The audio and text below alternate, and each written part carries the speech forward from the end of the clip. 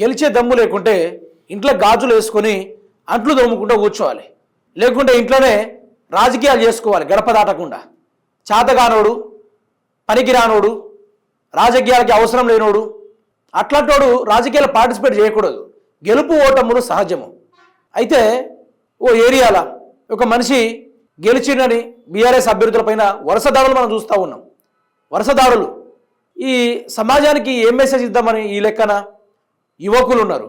యువకులకు ఒక మెదడులు ఏం పడుతుంది, ఏ చంపేస్తే ఏమవుతుంది రాబాయ్, కొట్టేస్తే ఏమవుతుంది రాబాయ్, అదొక విష సంస్కృతి ఏర్పడుతుంది. రాబోయే తరానికి కానీ ఉన్న తరానికి కానీ ఇదొక చెడు విషపూరిత పాఠాలు లెక్క బోధిస్తూ ఉంది కాంగ్రెస్ పార్టీ. పోలీసులు లేరు రాష్ట్రంలో, అందరు కాంగ్రెస్ కార్యకర్తలే. డీజీపీతో సహా రేవంత్ రెడ్డికి వంగి వంగి పొర్రు దండాలు పెట్టుకుంటూ కాంగ్రెస్ కార్యకర్త లెక్క వివరిస్తూ ఉన్నాడు. ఇక రాష్ట్రంలో ఉన్న మండలాల వారీగా ఉన్న పోలీసు వాళ్ళు ఇక వాళ్ళైతే ఎమ్మెల్యేలకి గులాంగిరి చేస్తూ ఉన్నారు. అసలు పోలీసు రాజకీయ ఒకప్పుడు పోలీసు వాళ్ళు చూసిన ఎట్లాంటి పోలీసులు అంటే అన్యాయాన్ని ఎమ్మెల్యేలను ఎదిరించి గల్లబెట్టి లాగుబెట్టి కొట్టిన ఎస్ఐలను చూసినా, సిఐలను చూసినా, కానిస్టేబుల్లను చూసినా, ఎస్పీలను చూసినా, సిపిలను చూసినా, డీజీపీలను చూసినా ఈరోజు వంగి వంగి దండాలు పెడుతుంటే ఇది ఒక పోలీసు వల్ల వీళ్ళు కాంగ్రెస్ కార్యకర్తలు అనిపిస్తుంది. తెలంగాణలో కాంగ్రెస్ పార్టీ రౌడీ రాజకీయం నడుస్తూ ఉంది. ఓడిపోతామని భయంతో బీఆర్ఎస్ కార్యకర్తలపై వరుస దాడులకు పాల్పడుతున్న కాంగ్రెస్ సర్పంచ్ అభ్యర్థులు. మంచిర్యాల జిల్లా జైపూర్ మండలం షేట్పల్లి గ్రామంలో బీఆర్ఎస్ పార్టీ బలపరిచిన అభ్యర్థి ప్రచారం చేసినందుకు శ్రీనివాస్ గౌడ్ అనే బీఆర్ఎస్ కార్యకర్తలపై కత్తితోటి దాడి చేసిన కాంగ్రెస్ నాయకులు తీవ్ర గాయాల పాలైన బీఆర్ఎస్ కార్యకర్తను చికిత్స నిమిత్తం ఆసుపత్రికి తరలించారు. ఇక వీళ్లకు నేను చెప్తున్నా కదా, మొగతనం అనేది ఒకటి ఉండాలి. ఆ మొగతనాన్ని ఎట్లా ఉపయోగించుకోవాలో తెలియట్లేదు ఈరోజు ఒక్కొక్కరికి. మెయిన్గా ప్రధానంగా ఈ గూండాలకి, ఈ రౌడీ రాజకీయాలు చేసేటోళ్ళకి ఏ తీరుగా నడుస్తూ ఉందంటే ప్రతి ఒక్క ఇంటింటికి వెళ్ళి ప్రచారం చేయాలి, గెలిచే దమ్ముని సృష్టించుకోవాలి, ఆ యొక్క వాతావరణం క్రియేట్ చేసుకోవాలి. అదిరా మొగతనం అంటే. కత్తులు పట్టుకొని దాడి చేసుడు, బీఆర్ఎస్ పార్టీని టార్గెట్ చేసుడు, ఇది కాదురా భయ్, ఇది కాదు మొగతనం. నీలాంటి రాష్ట్రంలో ఉన్నా ఒకటే, సచ్చినా ఒకటే. చేతగానోడు నిలబడకూడదు, గాజులు వేసుకొని ఇంట్లో అంట్లు తోముకోవాలి. ఈ పిచ్చగుంట్ల రాజకీయాలు ఏంది, ఎక్కడ కూడా చూడలేదు ఇట్లాంటిది. ఇట్లాంటి బల్పు రాజకీయాలు నీ కళ్ళలో ఏమైనా మొర్రం గడ్డేసుకొని చూస్తా ఉన్నవా? అవపడతలేదు బయట ఎట్లా ప్రచారం చేయాలో. దీనివల్ల రాష్ట్రంలో ఒక్కడి నుంచి ఇంకోటి నేర్చుకుంటాడు. ఈరోజు యువ రక్తం జాబులు లేక విలవిలాడిపోతూ ఉన్నారు. అట్లాంటి వాళ్ళకి మీరు హితబోధన చేస్తూ ఉన్నారా? కత్తి దొర ఓడ్చుకోండి, కాల్చుకొని చంపుకోండి అన్నట్టుగా మీరు ఉండు ఎందుకురా? దీన్ని బట్టి రాష్ట్రంలో మీరు ఉండేది లాభం, మీతో అయ్యేదేంది, రాష్ట్రంలో ఒరిగేదేంది?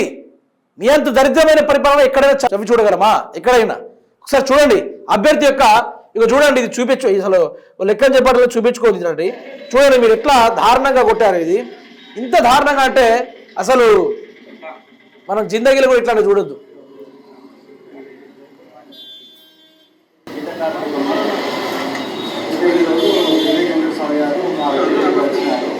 వచ్చిన సందర్భంగా ఈరోజు బాగా తాగి సన్న కేశవుడు అనే వ్యక్తి, ఇంకో మరో వ్యక్తి నారాయణ రాజు సన్న నారాయణ, వీళ్ళిద్దరు కలిసి నన్ను దొరకబట్టింది. ఊరు ఉదితో నుంచి పొడవడం జరిగింది.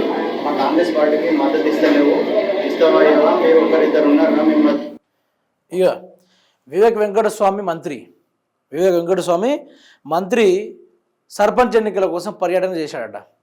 చేసినందుకు ఒక కాంగ్రెస్ పార్టీ తరఫున నిలబడే ఓ అభ్యర్థి, నువ్వు కూడా బీఆర్ఎస్ పార్టీకి నేను నిలబడతలేను, ఏకగ్రీవం కాంగ్రెస్ పార్టీని చేసేస్తున్నాం, ఇక ఆయనకు మద్దతు తెలపండి అన్నట్టుగా చేస్తేనట ఓకేనట. లేదంటే ఆ గీత కార్మికుడు ఉంటాయి కదా కత్తులో ఏదో వాళ్ళ దగ్గర, అది తీసుకొని ఆయనని కోసి వేయడం జరిగింది. ఇక్కడ ఇట్లా ఈ విధంగా ఇంకా కొంచెం డీప్గా వెళ్ళుంటే అది బ్రెయిన్కి తగిలి చనిపోయే ఆస్కారం కూడా ఉంటుంది. అంటే ప్రాణం లెక్క లేకుండా పోతుందా రాష్ట్రంలో? ఏం జరుగుతుంది రాష్ట్రంలో? ఇది మన బ్రిటిష్ వాళ్ళైనా చక్కగా చూసుకున్నారు కదా భారతదేశ ప్రజల్ని. ఈరోజు మనోళ్ళే పార్టీల పేరుతోటి చంపడం ఏంది, నరకడం ఏంది, ట్రాక్టర్తో గుద్దడం ఏంది, మద్యంలో ఉచ్చబోసి తాగిచ్చుడేంది. ఇదే ఈ విష సంస్కృతిని తీసుకొచ్చిందే రేవంత్ రెడ్డి. తన మాటల ద్వారా, తన స్టేజ్ల మీద ఎక్కే చెప్పే మాటల ద్వారా ఈరోజు కత్తితో నెరక్కుంటున్నారు, చంపుకుంటున్నారు. సిగ్గుశరం ఉండక్కర్లేదా ముఖ్యమంత్రి రేవంత్ రెడ్డికైనా? నువ్వు ముఖ్యమంత్రివా, బజారోడివా? ఈరోజు ఒక గ్యాంగ్ తయారు చేశావు.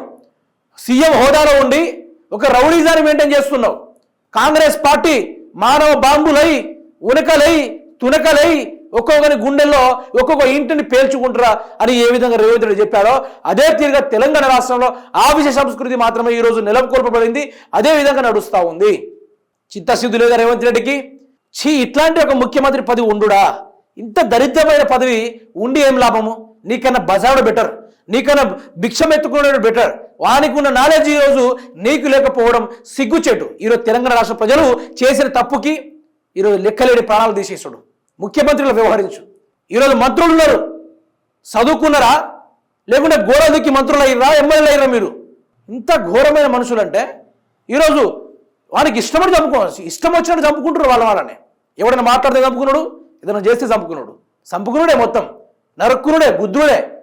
ఇదో రాజకీయం. దీని మించిన రాజకీయం. నాకు మంచి మంచి మాటలు వస్తాయి, మళ్ళా మంచి మాటలు వస్తాయి.